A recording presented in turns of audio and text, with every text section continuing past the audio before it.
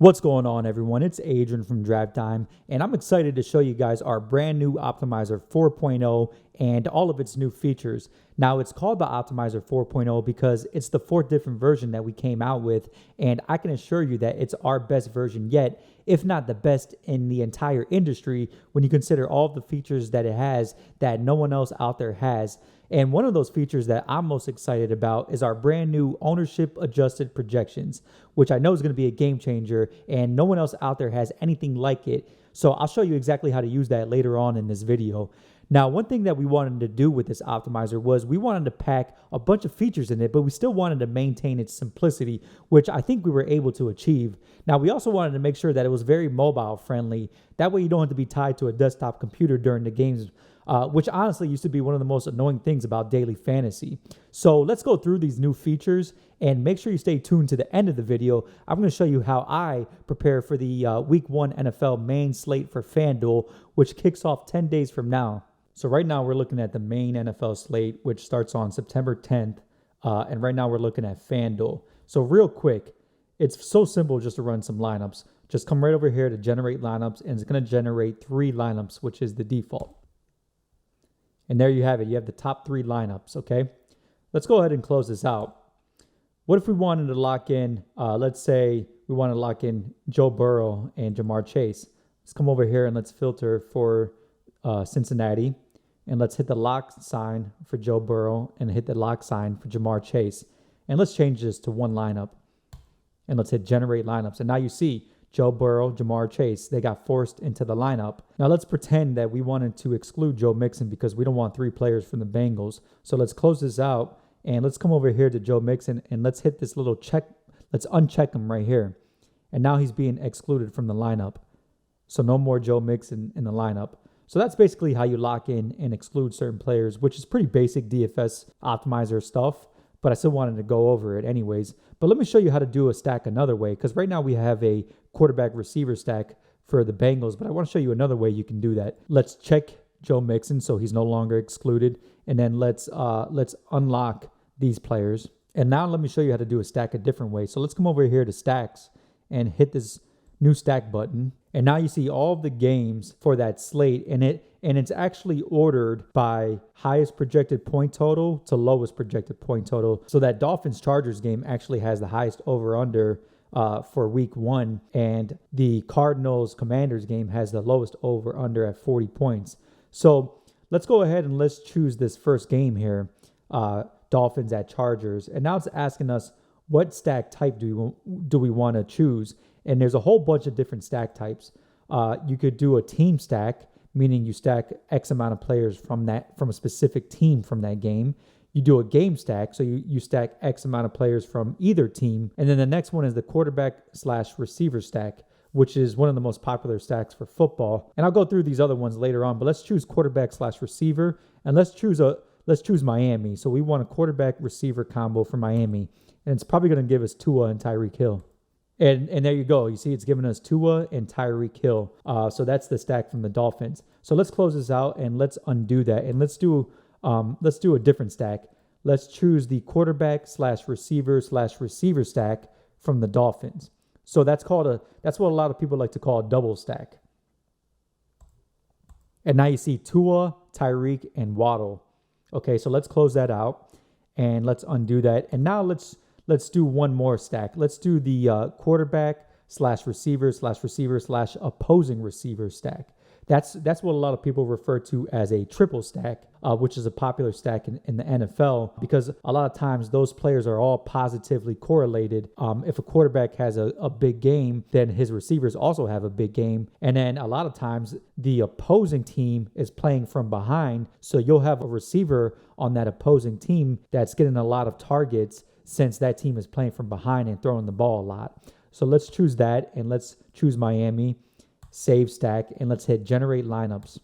And now you see Tua, Tyreek, Jalen Waddle, and then it scooped up Gerald Everett from the Chargers. So that's a triple stack. Another thing you could do is you could actually layer multiple stacks on top of each other. So let's say we wanted to also do a defense/running back stack. So come over here and let's choose RB/DST And let's say we want a running back in defense from Cincinnati. And now you see it has that triple stack for the Dolphins Chargers game. And then it also has Joe Mixon and the Bengals defense. And a running back defense stack is another stack. It's not quite as popular as the quarterback receiver stack, but it's still a pretty popular stack in the NFL. So let's close that out. And that's how you stack. But there's another way you can stack. And let me show you how to do that. So let's undo these. So if you click on this Rules tab and you select this first option here for always include a quarterback and one receiver from the same team, now it's going to force in a quarterback/receiver stack, but you're not necessarily specifying which team you want to stack. You're just saying that you do want any stack. So let's go ahead and hit generate lineups. And now you see it's giving you Joe Burrow and Jamar Chase. So it's saying that that's the best, most optimal stack for a quarterback/receiver duo. Now you could change this to 2 receivers, generate lineups, and now it's giving you Burrow, Higgins, and Jamar. You could also include a receiver from the opposing team. So now it's giving you Deshaun Watson, Amari Cooper, David Njoku, and then it's giving you Jamar Chase from the other team. That's what we call the triple stack. And then there's these options down here for including a running back and defense from the same team. If you want to force that in there, you could select that. And then you can also make sure that you're excluding your opposing defense that's going up against your starting quarterback. If you select all 4 of those options and hit generate lineups, let's see what pops out. So now you see it's giving you Deshaun Watson, Amari Cooper, David Njoku. That's the Brown stack. And then from the opposing team, it's giving you Jamar Chase. And then for the running back and defense combination, it's giving you Cam Akers and the Rams defense. So that's how you use these basic rules. Now you can also add your own custom rules. And the first one that you see an option for here is an ownership constraint. So let's go back to that most recent lineup. And you do that by clicking on last run right here. As you can see, there's only one player that's under 10% owned. Everyone else is over 10% owned. And that player is actually the Rams defense. So let's say that we wanted to make sure that we had at least 3 players on our roster that were going to be under 10% owned. Well, you could force the optimizer to do that. If you come over here, you click on ownership constraint, and then you say you want at least 3 players from any position between 0 and 10% owned. And let's hit generate lineups.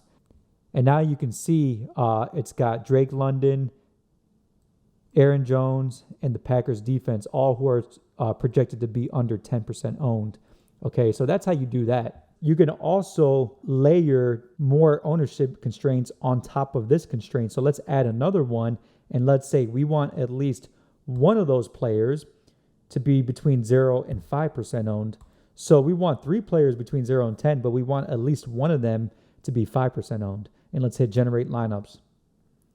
And now you see it's got the Rams defense, the Drake London, and then it picked up Irv Smith, so he's the guy that's under 5% owned. So that's a nice little feature. Now there's also another custom rule here, which is a player group. Now for this player groups, I'll show you how that works. But first, let me refresh the page just to clear out all these rules that we just added.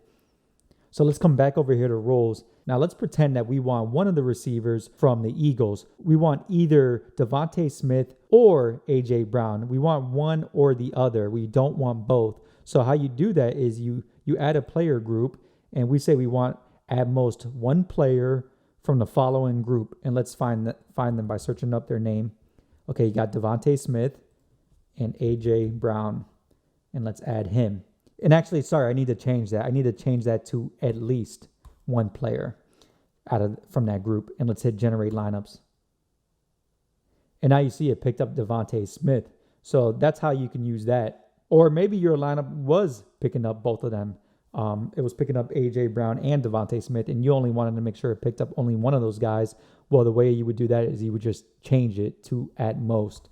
And that's how that works. And just like the ownership constraints, you can layer as many of these on top of each other as you want. And that's how you can use some of these basic rules. So before I move on, I kind of wanted to go through the player pool and kind of explain what each thing means on here. So up here, we got ourselves some filters. You can filter by position, you could filter by team, and you could also filter by injury status. Right over here, we have the exclude and lock buttons, which I already went over. Over here, you got the player and you got the game time. And if you click on the player, you actually get a lot more information about that player, including his game log. And also, if you come over here to chart, you see a nice little graph gets charted out with that player's game log, which is a nice little visual tool. So continuing on, obviously we got the position, the salary, this GPP ownership percentage, that's basically how heavily owned we expect this player to be in a big FanDuel or DraftKings tournament. In this case, it's FanDuel, and this is obviously important. And right over here, we have our draft time projection, which is how many fantasy points we expect this player to score. Right now, we have 100% weight on the draft time projection, and I'll tell you a little bit more about weights later on. Over here, we have our ownership adjusted projections. If you hover over this question mark, you'll see it's our ownership adjusted projections, which is the thing I was talking about earlier, which I know is going to be a game changer, and I'll explain that later on. Over here, you have PRJ2 and PRJ3, which is empty because what it is a placeholder for you to import your own custom projections. So let's go ahead and let's click on this import button, and now let's import PRJ2. And now you see it imports your own custom projections. I forgot to mention for the custom player projection files that you import into the optimizer, basically all it is a CSV file, and you have the player name in column A and the player projection in column B. So pretty simple. And over here we have PRJ3. You can import another file. And technically, if you wanted to, you can overwrite these ownership adjusted projections with your own custom projections if you wanted to, but we're not going to do that right now. And then over here, we have our floor, which is how much fantasy points we expect a player to score if he has a bad game. And then the ceiling is obviously how much fantasy points we expect the player to have if he has a good game. And then right over here, we have the weighted average projection, which is basically your weights up here times all of the projections. So right now, it's 22.68, which is just 100% of the draft time projection. But let's go ahead and let's change this to 0, and let's put 100% weight on the ceiling. And now you see that the weighted average projection changes to reflect that 100% of this 32.45. And then the value is basically the weighted average projection divided by the salary. So one thing that you could do is you could kind of mess around with all of these weights in order to come up with your own custom projections. So let's say we wanted to put 50% on the draft time projection and then 10% on everything else. So let's change that to 10. Let's change the ceiling back to 10. So that's a nice little way for you to kind of create your own custom projections. It's incredibly simple. But let's go ahead and let's refresh this page because we're not going to use any of that. And let's come back and come over here to the main slate. And I want to talk about these ownership adjusted projections. So first, let's sort this by ownership. So now you see the highest owned player for the slate is supposed to be Tyreek Hill at 23.16%. So basically, what we do is we take his baseline player projection, which is 15.5 fantasy points. And based on the fact that he's going to be highly owned, his ownership adjusted projection gets a slight reduction. So it goes from 15.5 to 15.27. So you see that it's not that much of a reduction, but it is big enough to make a difference. So let me show you how this works. So first, let's just run a normal lineup. Let's change that to 1.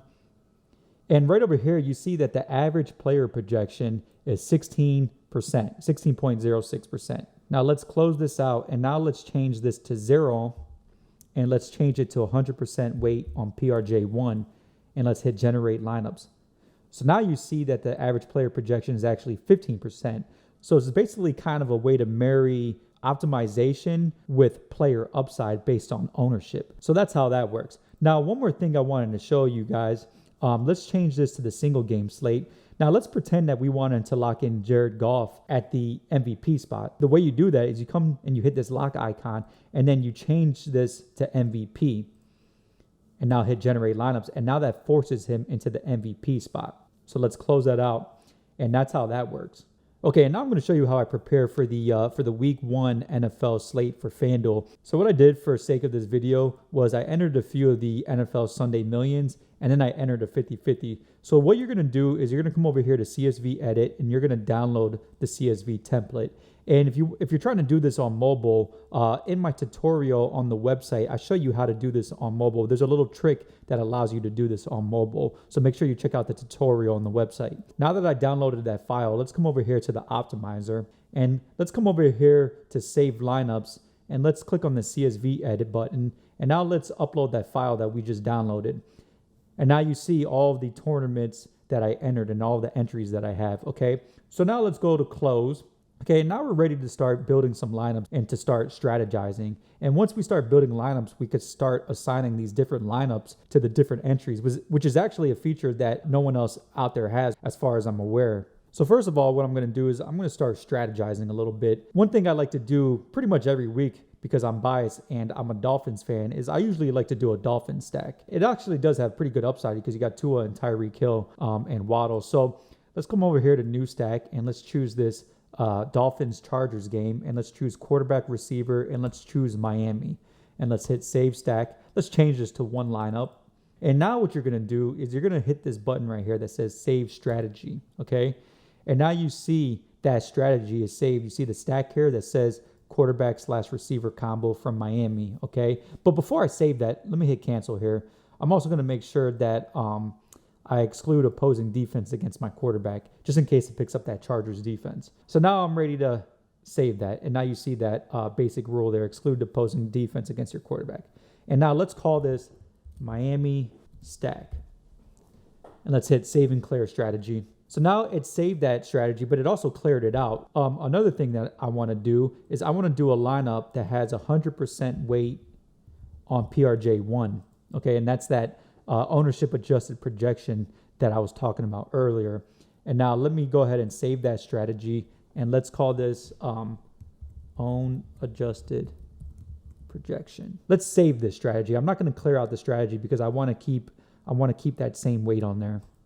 So now I want to keep the 100% weight on this ownership adjusted projections. And another thing that I'm going to come over here and do is I'm going to come over to rules, and I'm going to make sure that it stacks a quarterback and two receivers from the same team.